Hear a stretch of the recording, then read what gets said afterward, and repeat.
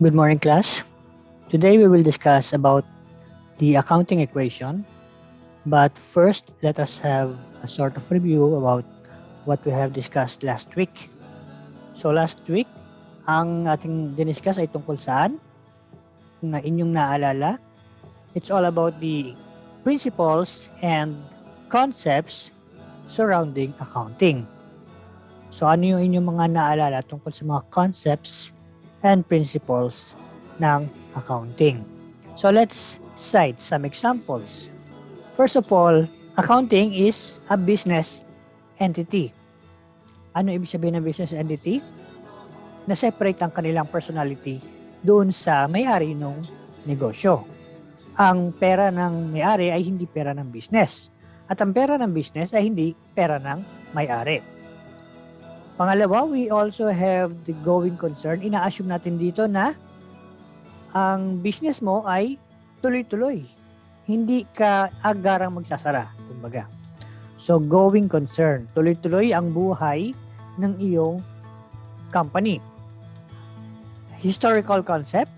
Ang ibig sabihin naman nito ay i-record mo yung amount ng iyong assets, ng iyong properties, ng machinery by its original cost. Kaya, historical concept. Marami pang ibang mga principles na dapat nating maunawaan patungkol sa accounting.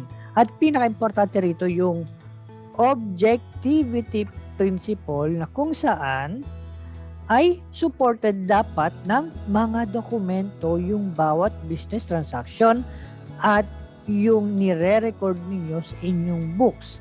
Ang mga supporting documents dito like yung official receipt, yung mga sales invoice, at marami pang iba. Basta ito'y nagpapatunay na may nangyaring ganoong transaction. Among others, no, sa mga principles like the realization concept, the matching concept, and others. Now, I want you to check these questions. Bilang students, ano ang inyong may sasagot sa mga tanong na ito? So, how much money do you have now? Magkano bang pera nyo ngayon sa inyong mga pocket?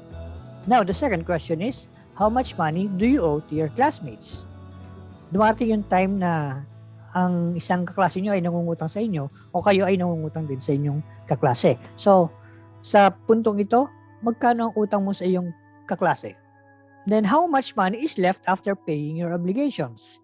May pera ka ngayon, tapos mayroon kang pinagkakautang ng kaklase mo, nagbayad ka, magkano ngayon yung natira sa iyong pera? Ano ibig sabihin nitong mga tanong na ito? Ano ang relationship nito sa pinag-aaralan natin sa accounting subject? Ngayon, ang ating lesson ay patungkol sa the basic accounting equation. Tinanong ko kayo, magkano yung pera nyo ngayon? Magkano ang inyong utang sa inyong klase? Magkano ngayon ang natira o matitira pagkatapos nyo magbayad ng inyong pagkakautang? Dito, nakita natin na anong simpleng operation lang ito or mathematical operation. Addition and subtraction lang. Now, the basic accounting equation, kung i-apply na natin sa accounting, ano ba itong accounting equation ito? So, the financial structure of the business is made of three accounting values: assets, liabilities, and owner's equity. I'm sure na hindi na bago sa inyo itong mga term na ito. Yung assets, yung liabilities, at yung owner's equity. The financial structure also shows that there is a relationship among the three accounting values, that assets are claimable by the creditors, represented by liabilities. Yung investors naman represented by the owner's equity. However, have you ever wondered how the owner's equity is computed? Paano nga raw ba kinocompute yung owner's equity? Doon sa example natin kanina, patungkol sa inyo bilang mga estudyante, asan doon ang owner's equity? We can determine one's net worth by just deducting the individual's liabilities from his assets. The result will equate to the net worth of the individual, which, in a sense, measure his or her value in money. So, yung net worth na tinatawag is same doon sa net assets, which is, again, assets minus liabilities. In this learning material, the accounting equation will be expanded to include transactions involving income and expenses necessary to obtain profit and increase the owner's equity. Remember that profit is the primary reason why the owner invested in the business. So, isasama din natin dito yung income and expenses sa owner's equity. Check this out, guys. Itong nakikita nyo sa screen, the accounting equation is expressed as meron tayong letter A at letter B. Yung letter A, isang set yan. Tapos yung letter B, isa ring group yan, kumbaga. Malalaman nyo later on sa mga susunod nating lessons, ano ang o saan natin makikita itong letter A at saan natin makikita itong letter B. Anong financial statement? Now, let us discuss about this basic accounting equation, which is the assets equals liabilities plus owner's equity. Napakadali ng accounting equation na to. Tandaan nyo lang. Assets is equals to liabilities plus owner's equity. Mula dito sa equation na ito, pwede naman ninyong pagbali-balita rin na, di ba? Transposition. So, para makuha mo naman yung liabilities, ano ang equation? Assets minus owner's equity. Kung gusto mo namang makuha ang owner's equity, ano naman ang equation?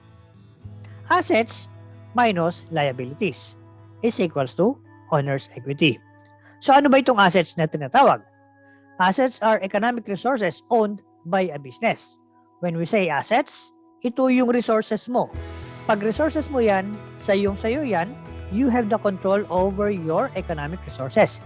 Kahit anong gawin mo dyan, magagawa mo kasi sayo yan. Yun yung assets. At nagagamit mo ito upang ikaw ay magkaroon naman ng revenue. Yan yung iyong economic resources and owned by a business. Liabilities, it is the financial obligation or debts of a business. Financial obligation daw. Ibig sabihin, sa Tagalog, utang na dapat mong bayaran or i-settle. That's utang ng negosyo. Yan yung liabilities. Yung owner's equity naman, it is the owner's claim on the assets of a business. Owner's claims. After paying the obligations to the third party, yung natitira yun yung owner's claims or pag-aari na ng mga may-ari. Now, sa letter B, we have revenues minus expenses is equals to net income or net loss. So, sa mga susunod nating lessons, tatalakay natin ang tungkol dyan. So again, assets are the economic resources of the entity. It includes such items as cash, accounts receivable, amounts owed to a firm by its customers, inventories, land, buildings, equipment, and other intangible assets like the patents, websites, yan, intangible assets yan, yung goodwill, and other legal rights. Assets entail probable future economic benefits to the owner. Liabilities are amounts owed to others relating to loans, extensions of credit, and other obligations arising in the course of business. Implicit to the notion of a liability is the idea of an existing obligation to pay or perform some duty. The owner's equity is the owner's stake in the business. It is sometimes called net assets because it is equivalent to assets minus liabilities for a particular business. Who are the owners? The answer to this question depends on the legal form of the entity. Ano-ano ba yung forms of business organization? Inyo bang naalala ang mga forms of business organizations? Ito yung sole proprietorship or single ownership, yung partnership at yung corporation. Kaya, sabi rito, depende raw sa form of the business. Kung partnership yan, partnership capital, or kung sole proprietorship yan, sole proprietorships or capital, usually ganun lang. Sa corporation naman kasi, iba talaga. Merong common stock at meron ding preferred stock. At yung portion ng owner's equity nila, mas marami kesa dito sa sole proprietorships at partnership. Example tayo. Gamit ang accounting equation. Una, ito, give the following information. Find the missing amount. Ang sabi ko nga sa inyo, base din sa inyong nakitang equation, plus minus lang talaga to. So, sobrang dali lang talaga. So, kagaya itong number 1. Ang assets ay 400,000. Ang liabilities ay 100,000. Therefore, magkano ang owner's equity? So, apply natin yung equation. Plus minus lang yan. So, 400,000 minus the 100,000 is equals to 300,000. Pangalawa, ang wala naman yung assets. The given are 55,000 and 145,000.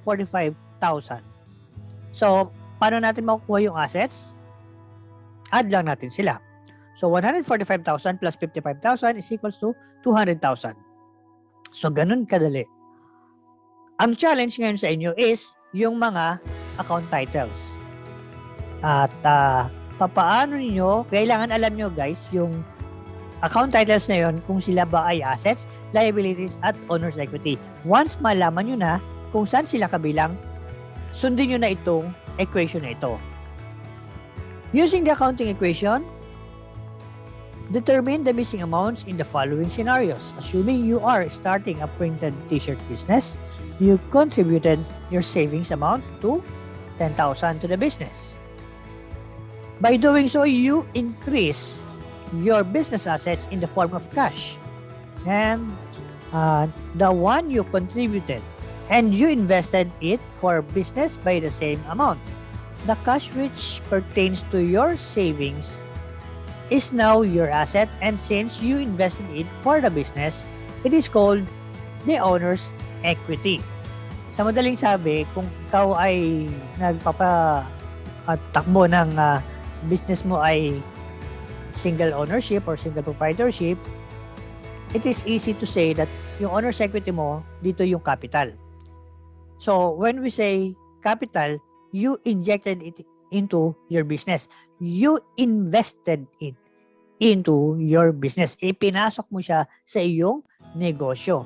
Therefore, owner's equity mo yan. Or, sabi ko nga, capital pag sa single proprietorship. Now, since nasa business na ito, yung 10,000 pesos, it will be form of the business assets. So, yung 10,000 na yun ay, kung gagamitan natin ng account title, yung cash, 10,000. Tapos, yung counterpart niya, sabi nga natin doon sa mga una nating lesson, laging may kapartner. Kapag ikaw ay nag-debit, mag-credit ka rin. So ngayon, dito ay naglaga ka ng cash. You have 10,000 assets. Ang liabilities ay wala. Wala naman liabilities na binanggit eh. Pero meron kang owner's equity, yung capital na pinasok mo sa iyong business. Sundin natin yung equation. Assets is equals to liabilities plus owner's equity. So, dito nakita nyo sa equation, pantay, di ba? Sa portion na ito, you have 10,000. Sa portion din naman na ito, you have 10,000 kasi zero si liabilities dyan. Therefore, balance sila. 10,000 sa kanan, 10,000 sa kaliwa. Second, you need to purchase equipment to print the t-shirt. You purchase 5,000 of the equipment on credit. Bumili ka raw ng equipment na ang worth ay 5,000 pero ito ay on credit. When we say on credit, utang yan. Inutang mo. In this situation, you gain liabilities. Yun nga yung utang. And an asset. Nagkaroon ka ng liabilities, nagkaroon ka rin ng asset. Your assets are the equipment that is being acquired through a loan. There is an increase in asset and liabilities with the amount of 5,000. So applying the accounting equation, assets is equals to liabilities plus owner's equity. We have 5,000 sa assets and then we have 5,000 sa liabilities. Yung sa owner's equity, 0. So balance eh. We have 5,000 sa kaliwa before the equals, tapos yung susunod naman meron tayong 5,000 dito. So balance pa rin sila. So accounting equation. Pangatlo, as the business grows, a customer orders 20 shirts. The customer pays 200 per shirt for a total of 4,000. Here, you gain an asset in the form of cash, binayaran ka. And equity in the form of income. Yung nakabenta ka ng shirt. Yung income na yun, that is your equity. Take note that income and expenses are part of the equity. Now, applying the formula again, 4,000 ang assets mo, tapos yung liabilities ay 0, and then yung equity mo is 4,000. So, balance sila. May 4,000 dito, may 4,000 dito. Now, before we continue our situational examples, let us first know the different account titles used in recording business transactions. Ito na nga yung sinasabi ko na dapat ninyong malaman na mga account titles na ginagamit para sa business transactions, whether it be sole proprietorship, partnership, or corporation. Well, sa corporation, sa college nyo yan madidiscuss, hindi ngayong senior high school. Ang scope nyo lang ngayon ay sole proprietorship, service, at saka merchandising. Well, sa partnership, halos pareho kasi sila ng ano. Ang pinagkaiba lang kasi, may ka-partner ka pagdating sa ownership. Sa single ownership, ikaw lang ang may-ari. Pero pagdating doon sa account titles, pareho yan, pati sa capital, owner's capital, and then partner's capital. Yung corporation lang talaga ang may iba. So, alamin natin ang ibig sabihin ng business transactions. This refers to an economic event or condition that directly change an entity's financial condition or directly affects its results of operations. Transactions are always looked upon from the business point of view. May involved na pera. Kaya sabi ka rito, that directly changes entity's financial condition. Yung sinabi natin dati nung introduction, nag-hire ka ng employees, hindi pa natin yan may tuturing na business transaction kung pag-uusapan ng accounting. Kasi wala pang involved na pera doon. Nag-hire ka pa lang eh. Pero once na binayaran mo na sila ng sweldo nila, naglabas ka ng pera, ng katumbas ng kanilang sweldo, yan, business transaction na yan. At kinakailangan niyang dumaan sa accounting system. So, here are the account titles. We have cash. This includes money in hand, petty cash, bank account balance, customer's checks, and marketable securities. Ibig sabihin kasi ito, no? Madali mong i-convert into cash. Like yung mga cheque, yung marketable securities, madali mo siyang maibenta. So, ma-convert mo agad into cash. Accounts receivable. This refers to accounts a business has the right to receive because it has delivered a product or service. Ibig sabihin, meron kang collectible. Nagpautang ka sa kaklase mo. Sa iyong books, ang tawag mo dyan ay accounts receivable, may collectible ka. Meron kang kokolektahin or in the future, may hinihintay kang pera na ibabayad sa iyo ng iyong kaklase. So, yan yung accounts receivable. Supplies. A current asset representing the cost of supplies on hand at a point in time. So, kabilang dito yung mga school supplies, office supplies, yan yan. At sila ay consumables. We have equipment. This is a non-current or long-term asset account which reports the cost of the equipment. So dito pumapasok yung historical cost na principle. You always record your asset, specifically your equipment, your building, your machinery by its cost. Tapos dine-depreciate mo na lang siya kada taon. So we have also the depreciation. So we will encounter depreciation later on. So sabi rito, no, non-current siya or long-term. Usually, kung equipment yan, tatagal yan ng lagpas 1 year. Kaya siya long-term na. Ibig sabihin, kapag lumampas ng 1 year, long-term na yon. Pero, pag current yan, within a year. Ang equipment, capital expenditure yan, kumbaga. So, ang life niyan ay pwedeng 5 years pataas. So, long-term asset siya. Vehicles, ganun din naman. Long-term asset din yan. So, kasama sa vehicles, yung automobiles, trucks, etc. Office furniture, this refers to furniture and fixtures that are larger items than movable equipment that are used to furnish an office. So, alam naman natin kung ano-ano yung mga office furniture, di ba? Meron din mga sofa dyan, aparador, at marami pang bagay.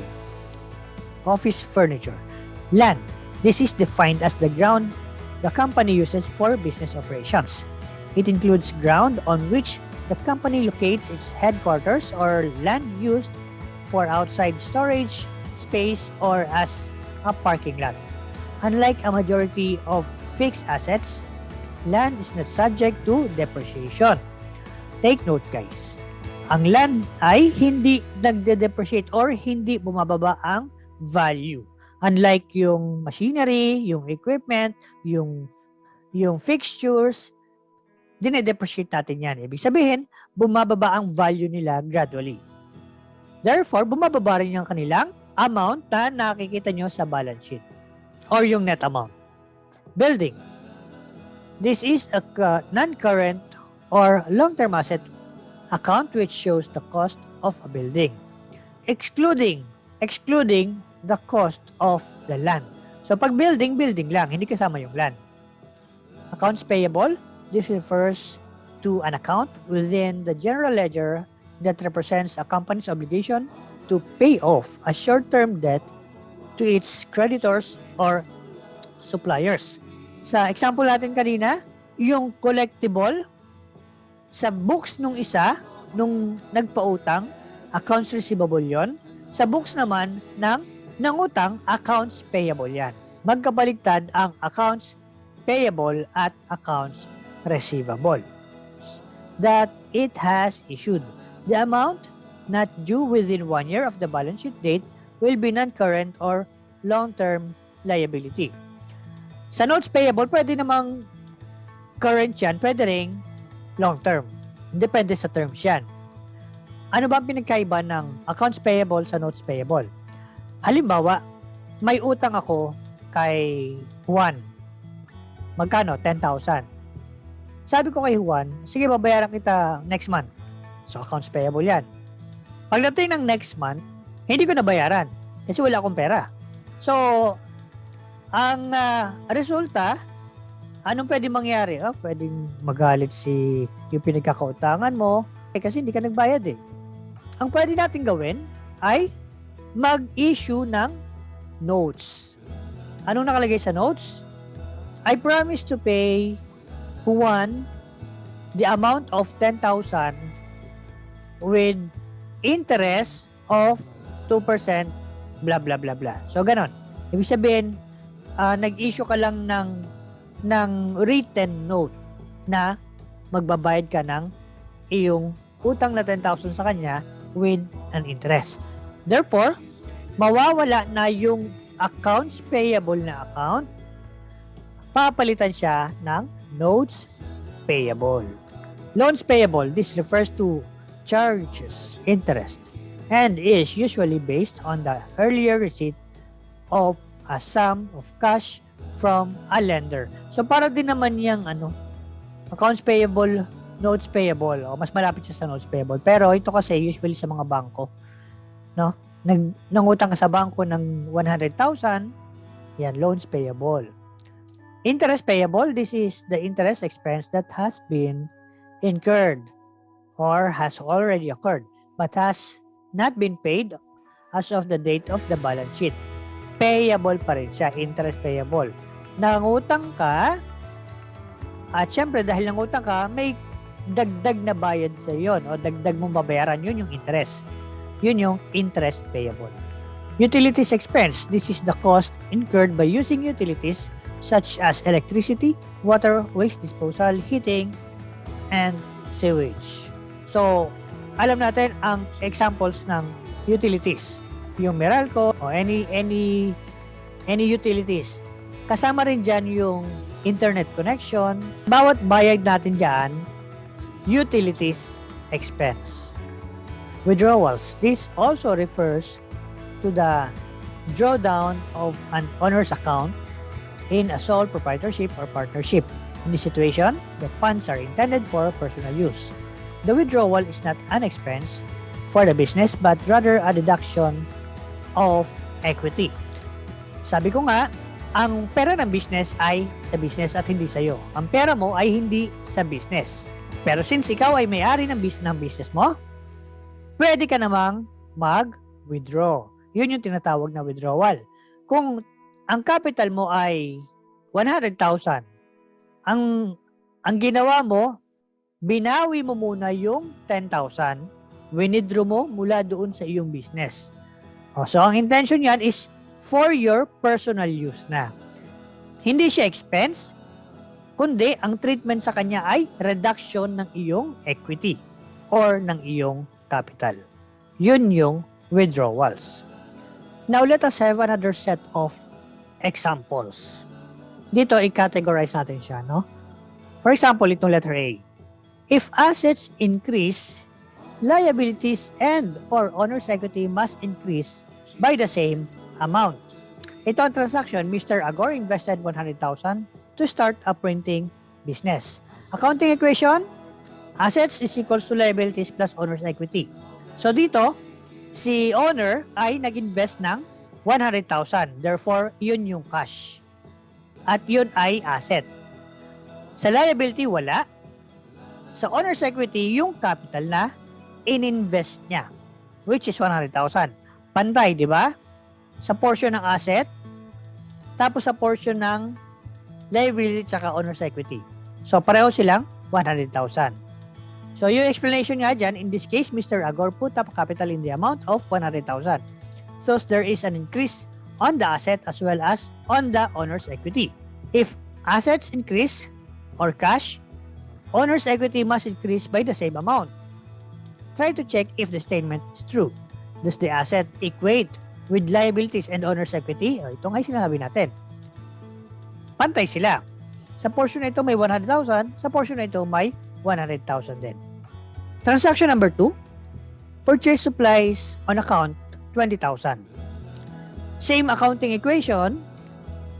So, yung asset dito ay yung supplies. Binili yan sa halagang 20,000. Ang sabi rito, on account. Ibig sabihin, inutang yan. Yung mga terms na on account at saka on credit, ibig sabihin yan, inutang yan. So, therefore, liabilities, nadagdagan. Yung accounts payable mo, nadagdagan ng 20,000. Owner's equity, wala. Pantay. May 20,000 sa assets, may 20,000 sa liabilities at owner's equity. Yun yung sinasabi dyan sa explanation. Letter B, if assets decrease, liabilities and or owner's equity must also decrease. Transaction, issued partial payment of 2,000 for supplies bought on account.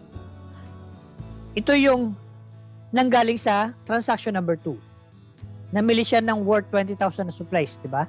Ngayon, nag-partial payment siya ng 2,000. Anong effect nito sa assets?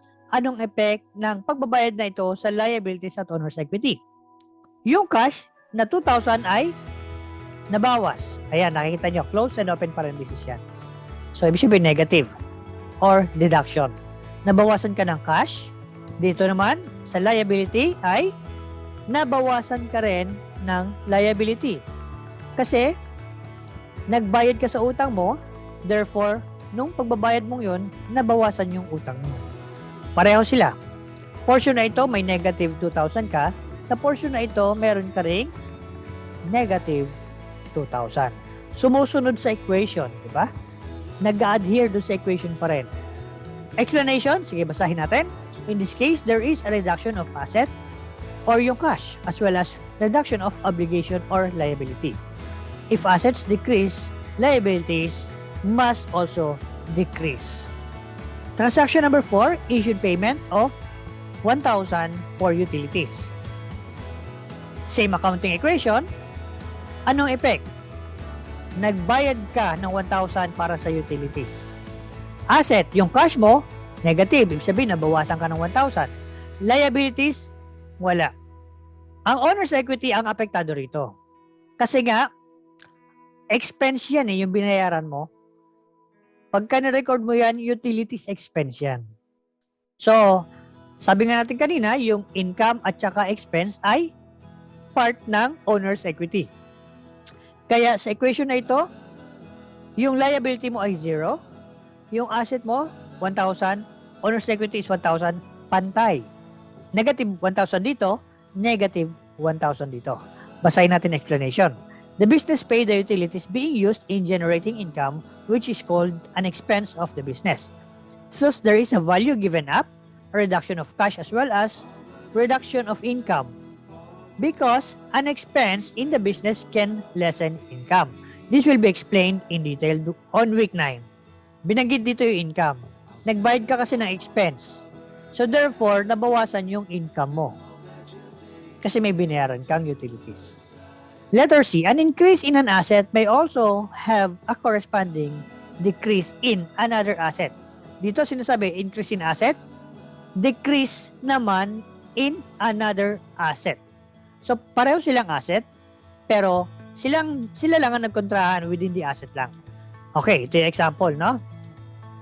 Cash purchase of furniture, 3,000. Bumili ka ng furniture or office furniture sa halagang 3,000. Yung cash at yung furniture, parehong asset yan. So, anong effect? Nabawasan ka ng cash, nadagdagan ka naman ng office furniture. Pareho silang cash. So, negative 3,000, tapos positive 3,000. Walang liability na involved, walang owner's equity na involved, asset lang. Pero, 0 yan. Diba? Kasi, positive minus negative is equals to 0. So, pantay lang. 0 sila sa asset, 0 naman sa portion ng liability and owner's equity. Nasusunod pa rin ang equation. The business acquired office furniture to be used to furnish an office. So, what will happen here is the business receive an asset, which is the office furniture, and given up cash. Letter D, an increase in liability may also have a corresponding decrease in another liability. So, dito naman, liability to liability. Sila lang ang magbabanggaan. Example, Mr. Agor, the owner-manager of the business, issued a promissory note for the remaining balance of transaction number 2 that was long due. The transaction number 2 was partially paid on transaction number 3. The remaining balance of the supplies bought on account is 18,000. So kung natatandaan nyo, bumili ng worth 20,000 kanina, tapos nagbayad ng partial payment 2,000. Kaya natitira na lang is 18,000 yung balanse o yung natitirang utang na obligasyon niya pang bayaran. Accounting equation is the same. Ang involved dito, tingnan natin. Yung asset, 0, wala. Liability, accounts payable at saka notes payable. Pareho silang under liability. Owner's equity naman, wala. So, pansinin nyo, accounts payable, nag-zero, nabawasan yung kanyang accounts payable, nag-zero out. Pinalitan lang siya ng notes payable. So, same amount. So, negative 18,000, then positive 18,000. Zero effect. Therefore, yung portion na itong asset ay zero. Yung portion ng liability at owner's equity, zero din. Pantay. The business here issued promissory note in lieu of the accounts payable. This kind of business transaction will usually happen if a liability that should have been paid but that for some reason has failed to pay. And this may reduce credit worthiness. Issuing notes to creditors usually requires interest. Ito yung sinasabi ko kanina na hindi ko nabayaran yung utang ko 10,000 pagdating ng next month. So ang ginawa ko, nag-issue na lang ako ng promissory note. Pero yung promissory note na yon, syempre, interest bearing yon. May babayaran akong interest. Ang effect, nawala yung aking accounts payable, napalitan siya ng notes payable. Iyon yung case dito. So, all the possible cases that may happen in a business were already given above. Na-illustrate natin dito sa mga diniscuss natin. Always remember the following. Assets are resources owned by the business. Liabilities are obligations by the business. Equity is the residual interest of the owner of the business. Meaning, any assets left after paying liabilities is the right of the owner of the business, and there are 4 elements that affect equity: investment, withdrawal, revenue, and expenses. So, lahat yan ang binubuo niyan ay equity or owner's equity. And now for our question of the week. Which of the following combinations will always decrease owner's equity? Letter A, additional contributions made by the owner and expenses incurred.